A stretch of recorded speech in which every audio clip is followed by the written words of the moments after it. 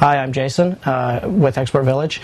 Today we're making charm out of rock. We're going to polish it up and make a charm for a necklace. We've already chipped off a piece of rock, and there's a couple things you need to know before we start actually polishing it.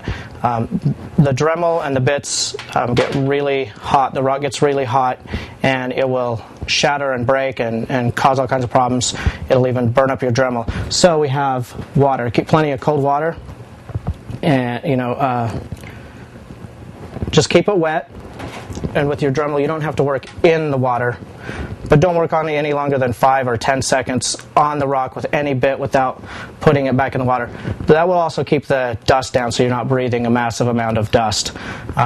You'll get it up in your nose and your lungs, and it's hard to get out. So before you do anything, make sure you've got your water. And the first thing we're going to do with it is we're going to drill a hole.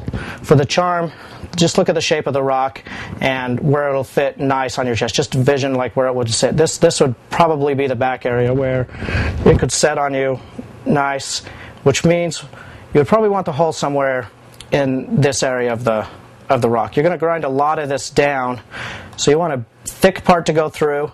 So I'm going to say about right here, where you can go through with your bit. So, and then in the next step, I'll show you how to drill through the rock.